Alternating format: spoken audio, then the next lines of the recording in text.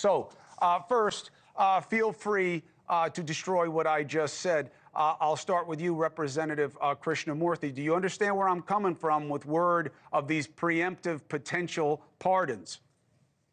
Yeah, I don't like it. I think the pardon power is too unconstrained as it is. I actually, in the first Trump administration, drafted legislation to try to bring more transparency to the pardon process and try to get rid of this idea of preemptive pardons, which is basically a get out of jail free card even before any crimes have been charged, which doesn't make any sense. I think it's being abused and it needs to stop. Jake, I get why. Then it's not going to happen. You're not going to pardon Trump. Biden won't do it.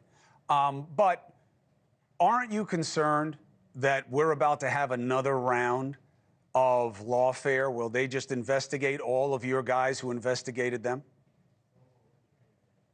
Yes, I am concerned that Trump is going to weaponize the Department of Justice to go after his real or perceived political enemies.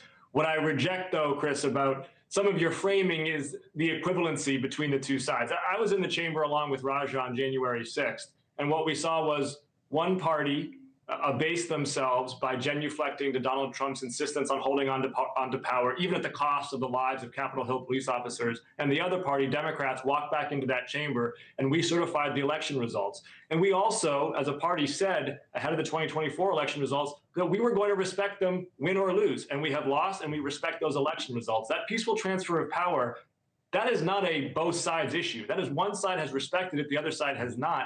So yes, I agree that it's a blood sport right now on the football field, but we're at least respecting the referees. The Republicans are yelling at the referees like some unhinged dads at a Pop Warner game. Okay, fair, eloquent, but counter narrative.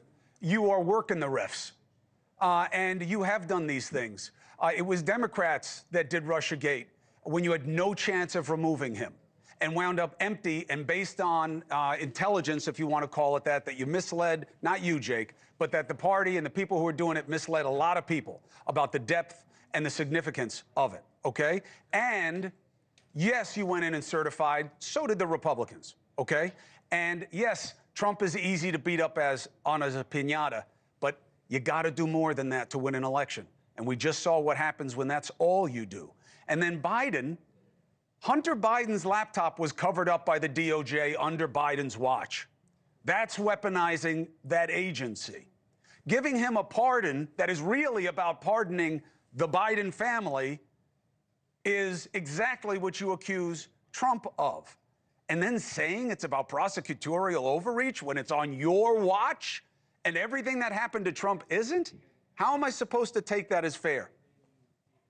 You put a lot on the table there. I'm not sure I can respond to all of it. I flooded the zone, Jake. I'm hoping you forget something, and then I'll take it as agreement. After you, Jake. A couple of elements there.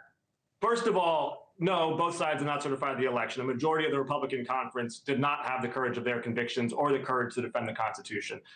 Number two, Hunter Biden, as I have said from the very beginning, to the extent that Hunter Biden has committed crimes, Hunter Biden should be accountable for them. No person in this country, whether the president or their family member, is above the law. I have disagreed with the president's pardon of his son, but it is worth noting, can you imagine a scenario where a family member of Donald Trump would have been prosecuted by the Department of Justice when he is president? So the fact that that even happened when Joe Biden was president just demonstrates, again, this is not a both sides issue. We follow the rule of law. Donald Trump wants to turn the Department of Justice into his own personal law firm. Yeah, until Biden didn't. Roger, get in here.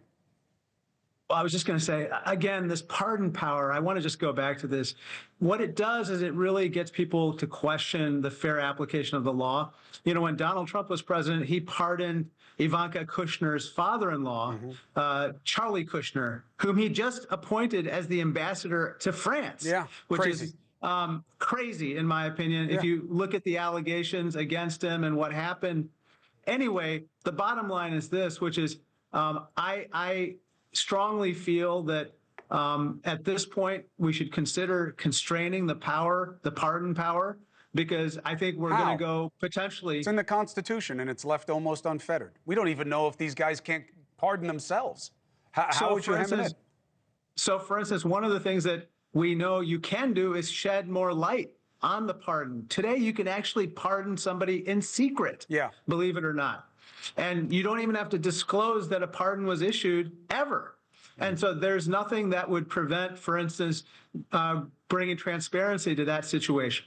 So here's my promise to you guys. And Jake, you're looking at me hard right now, but I know that you are a future leader in that party, and they all speak of you very well now. And that's why the team works so hard to get you here. And Raja's heard me kiss up to him this way several times. You guys are welcome to come here. We're not always going to agree. We don't agree on this. But I do agree in the work that you're supposed to do for the people who put you there. Hey, thanks for watching. Go to joinnn.com to find NewsNation on your screen. And don't forget, click the red subscribe button below to get more of NewsNation's fact-driven, unbiased coverage.